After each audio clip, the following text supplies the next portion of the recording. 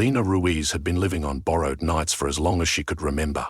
At 16, the scalded streets of Phoenix felt less like home and more like a kiln that tried daily to bake her into someone else's shape. So she slipped away quiet as the hush before sunrise, carrying nothing but a backpack heavy with notebooks, a half-dead phone, and a crumpled flyer advertising half-price melon-flavoured iced tea. The city's outer belt unfurled eastward, past cul-de-sacs and construction skeletons, until it surrendered to the raw Sonoran desert. Here, fallen billboards lay like toppled monuments, giant plywood ribs jutting from tawny sand. Contractors abandoned them after a tangle of lawsuits over zoning and light pollution. No one bothered to haul the frames back to town. Kids dared one another to tag them, and sometimes drifters camped beneath. Lena had come for the same reason anyone comes to a place no one cares about. She hoped not to be noticed. Dawn was only a rumour, thin lavender streaks edging the black sky, when she found the billboard she remembered seeing from the freeway. Once it had displayed an iced tea advertisement, a sweating glass beaded with condensation, a lime wedge sunning itself on the rim, liquid amber flickering like a promise of relief. The printed image had flaked in the heat, peeling into ragged curls, but the glass and lime were still recognizable if you squinted. Lena sat cross-legged before it, letting the desert's pre-dawn hush settle over her. She pulled out the crumpled flyer and compared it to the billboard. Same brand, same tagline, "Quench the sun." She traced the letters with a dry fingertip, tasting the irony of it. Quenching the sun.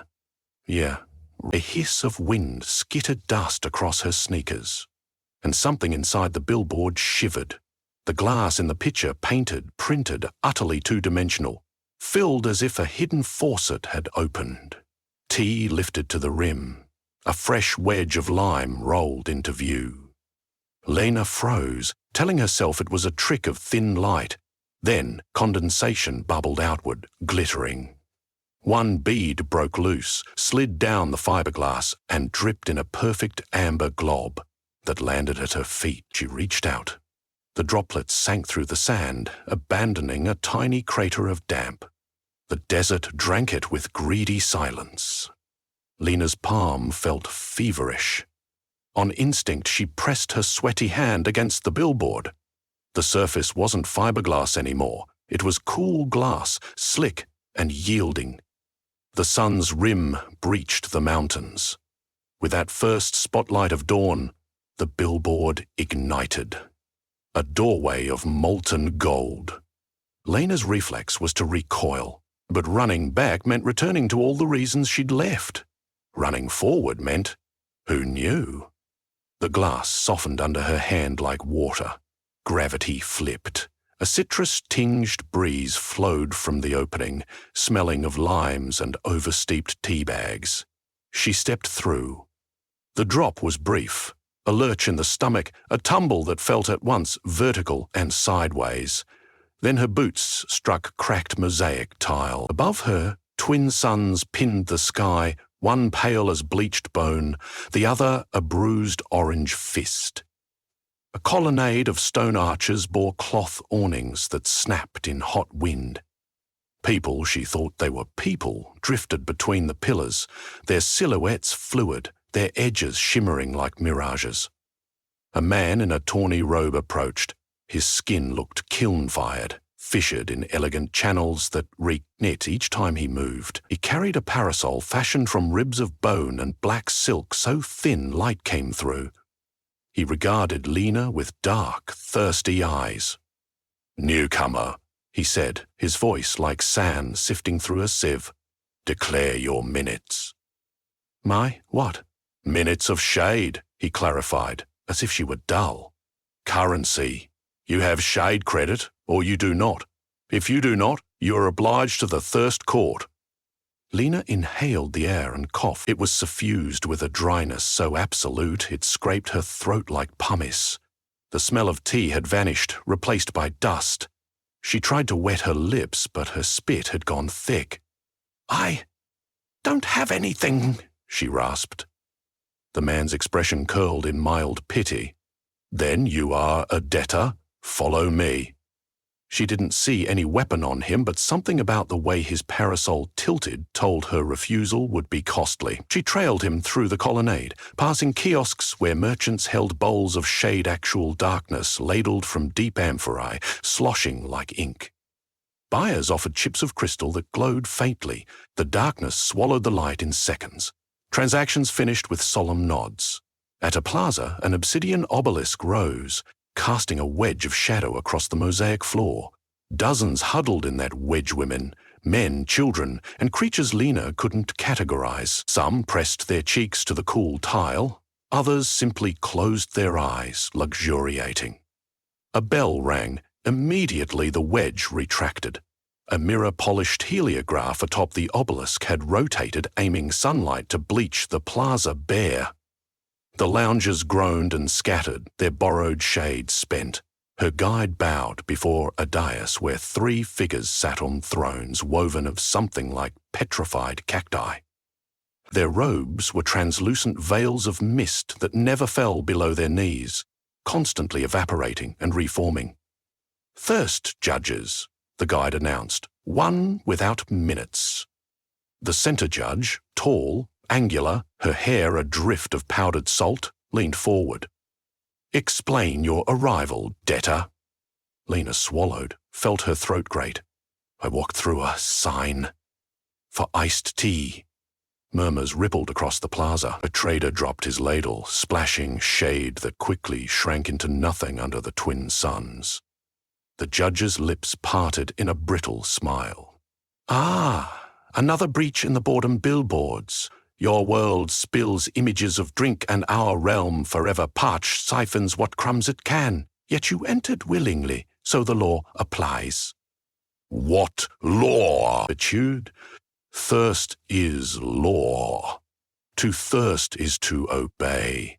Your first debt is to the suns who scorch, your second to the judges who ration relief, your third to yourself for daring to hope.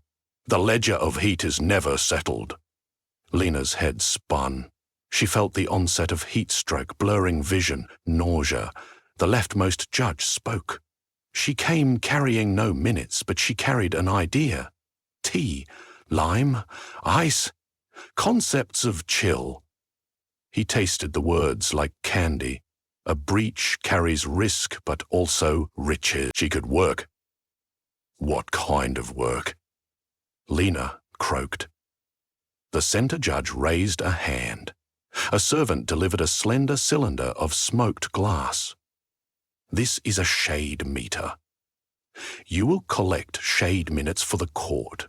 50 minutes per cycle buys your freedom to leave our realm or to remain as a citizen if you find your purpose here. Refuse and the suns will have you." Lena clutched the meter. A black bead floated inside, thin as an eyelash. "How do I collect shade?" The rightmost judge, whose face was smooth as matte clay, answered, "You must cast a shadow large enough to satisfy the meter, or barter with those who own more darkness than they need. The first task teaches you the economy, the second teaches you cunning. Begin." Her guide bowed again, then faded into the humming marketplace. Lena was on her own. She backed from the dais, scanning for any sliver of darkness. Noon, if this place had noon, was murderously bright. The awnings she'd seen earlier offered thin ribbons of twilight, but merchants guarded them, charging minutes of shade for a sip. Catch-22. A girl about Lena's age slipped from between 2 columns. Her skin carried the same fissures as the robed man, but her eyes were bright green. She wore a satchel woven from sun-bleached yucca strips and kept to the thin line of shadow cast by merchandise stacks. "Need minutes?" the girl whispered. "Yes, I'm Micah." She extended a cracked but steady hand. "You're Billboard-born. The breach gave you an arrival credit, tiny but fresh. Use it before the judges nullify it." Lena blinked at her meter. The black bead had thickened, now the width of a hair. Micah grinned. "See, the sun duet's still rising. Hurry." They darted toward the plaza's perimeter. Micah pointed to a colossal sundial where a crowd gathered. When the sundial gnomon's shadow swept past, coin-sized discs of darkness peeled off and fluttered like leaves. People leaped, snatching them mid-air. Micah snagged two, flipped one to Lena. The disc felt cool. She pressed it to the meter's mouth. It melted in, enlarging the bead. 3 more discs, and the bead filled half the tube. "Good start," Micah said, breathing hard. "But the judges set you 50 minutes. These coins equal maybe 10. We'll need deeper shade." They cut through narrow alleys between sandstone buildings. Occasionally Micah bowed to elders who held umbrellas fashioned from shimmering fish skin. They ignored Lena, though their eyes tracked her with suspicion. "How did you get here?" Lena asked. "I was born in the Outveg, near where the billboard light leaks. My mother traded fog from ocean myths. We were rich in cool stories, poor in shade. I learned quick." They reached a low wall bordering what looked like dry canals. Micah hopped down. The canal's bottom lay in mild dimness, 10 degrees cooler than street level, because walls blocked one sun. They sat and passed a cracked ceramic flask of something that tasted like copper and smoke. It didn't quench, but it kept nausea away. "What happens if people can't pay their thirst debt?" Lena asked. "Same thing that happens back where you're from, I reckon," Micah said. "Powerless people get drier, powerful people sell them mirages. Eventually they crumble." She drew a line in the dust that fragmented in heat. "But you billboard-born carry association with abundance. The image of tea is like a spell. If we seed it right, we could change market values." "Seed it? How?" Micah's eyes glittered with mischief. "Turn shade into something no one hoards. If everyone pictures iced tea cold wet, endless, the perceived scarcity shifts. Shade hoarders lose leverage, judges lose authority, the sun still burn, but imagination can tilt the ledger." It sounded like nonsense caffeine philosophy, but Lena saw a conviction in Micah's face. And maybe nonsense was the only renewable resource here. They hatched a plan at the next breach, dawn 24 local cycles away. They would project giant illusions of iced tea across the plazas, using reflective scraps Micah had scavenged. Shards of mirror, bits of billboard foil, pools of oily water. Lena, the carrier of the original image, would anchor the mirage. Her memory had power. First they needed more shade, minutes to move freely. They struck deals with tinkers who assembled parasols from beetle carapaces. They stole moments beneath bridge arches. They won discs at the sundial lottery by racing its shadow to the edge. Each gain went into Lena's meter until the bead filled 3/4. Night never fully arrived here. Only a long twilight. So labor blurred into dream. Lena's mind flipped between dehydration hallucinations and furious ingenuity. She etched lime slices on walls using charcoal. She whispered recipes for sweet mint syrups to sleeping vendors. She taught children how to imagine ice so hard it didn't melt in their hands. Word travelled. People began speaking of quench like it was an upcoming eclipse. 2 cycles before breach dawn, the judges summoned Lena. The centre judge studied her meter, now heavy. "You're close to freedom, yet shade trades spike and illusions of water spread. Explain." "I'm sharing what I know," Lena said. "A memory can be more generous than a coin. A memory cannot block a sun, maybe not, but it can make the sun smaller." The judge's fingers drummed her armrest. "You tamper with equilibrium. We ration thirst to maintain order." "Order for whom?" The judge's mist robe thickened. "For all? Even you?" Lena's lips cracked as she laughed. "Your law says thirst binds everyone, but you sit under permanent mist while others scrape darkness like crumbs. I'm just a mirror. People see possibility." The judge leaned forward, voice low.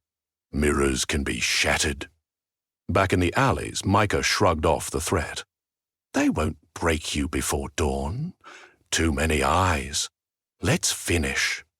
They assembled their stage in the largest plaza, using the sundial as a projector. Micah's reflectors caught the pale sun's light. Lena stood at center, focusing on the billboard image. Glass, condensation, wedge of lime. She visualized each droplet, every glint on the ice cubes. Her skin glowed. The air cooled a fraction. Around her, traders gasped, seeing the phantom beverage swirl above them, tall as a tower, bright as an oasis. The illusion bled into the crowd. People felt a tickle of imaginary moisture on their tongues. Some began to salivate for the first time in years, a full mouth of water. Cries of awe became chants. "Quench the sun! Quench the sun!" Shade minutes stopped trading. Parasol vendors gave away wares just to join the swell. The currency wavered like a soap bubble. From the dais, the judges unleashed, sun guards, hulking figures clad in bronze mirrors, wielding beams that intensified light. They strode into the plaza, vaporizing pockets of darkness, but every aperture they burned became a canvas where Lena's T-image reappeared, multiplied, unstoppable as fractals. Micah darted around, angling reflectors to blind the guards. Citizens tossed discs of shade into the beams. The discs exploded in cool, dark smoke, disorienting attackers. Then a noise like cracking glass tore the air. The billboard breach over the colonnade widened, a gash through which real air from Earth flowed, cooler by comparison. A single raindrop slid out, hit the mosaic, and sizzled. Everyone stared. Lena felt a tug in her gut. The passage home was opening, but only for a breath. Her meter chimed. 50 minutes reached exactly. Freedom earned. She could leave. She looked to Micah, who was wrestling a reflector from a guard. Micah shouted, "Go! Your world needs you alive to keep the breach." "I can take you with me," Lena yelled back. She wasn't sure it was true, but she meant it. Micah hesitated. The guard lunged. She leapt aside, grinning even as his beam scorched her satchel. "This is my fight. Yours is making sure the billboard stays open. Show Earth what's on the other side. Make them see us. Billboards need viewers." Tears threatened, but dehydration stole them. Lena sprinted toward the shining tier. As she crossed, heat inverted to cool pre-dawn breeze. Asphalt replaced mosaic. She tumbled onto the desert sand by the billboard. The sun of Phoenix had barely crested. Only minutes had passed. Behind her, the image reverted to faded paint. But now, whenever the rising light glimmered on the billboard's surface, a ghost of the T-Tower flickered, and behind it, silhouettes of people raising empty cups, demanding quench. Lena staggered to her feet. A highway patrol cruiser slowed, its driver rolling down the window. "You okay, kid? Been out here all night?" She shielded her eyes. The ordinary Arizona daylight felt mild. "I'm fine," she said, voice hoarse. "Just needed to see something." He nodded, unconvinced, then drove on. Lena pulled her phone from her backpack. Signal bars twitched. She opened her camera, aimed it at the billboard. The image of iced tea looked utterly mundane, but she knew which angle made the mirage wink. She snapped a photo, another, stitching a panorama. Then she posted them with a caption. "Some ads are doors. Look close at dawn. What if thirst wasn't law?" Quench the sun within minutes. The post began to spread, first among desert kids who'd also spent nights tagging these ruins, then outward. By afternoon it was trending, inspiring sketches, digital collages, memes of sweating glasses overshadowing corporate logos. As the story traveled, more eyes turned to the billboards at dawn. Microscopic breaches widened under the attention, and every fragment of shade Lena brought back with her slipped through as a cool breeze. The Phoenix summer registered its first below-average heat wave in decades. Meteorologists were baffled. Back across the border of worlds, in the plaza of Twin Suns, rumors whispered that the judge's obelisk cracked when dawn crowds in Phoenix stared into its heart. Shade minutes lost their worth as children learned to imagine lemonade waterfalls, sea mist, monsoon storms. Micah, it was said, became a cartographer of invisible reservoirs, mapping belief into aquifers no law could dam. Lena didn't know how the revolt would end, but she kept posting, kept people looking. Every click was a coin of attention, every burst of wonder a drop in the desert. And each morning she returned to the billboard, waiting for the moment glass turned to water, ready to step through again with pockets full of human curiosity and inexhaustible currency, decomposing the tyranny of thirst, one imagined sip at a time.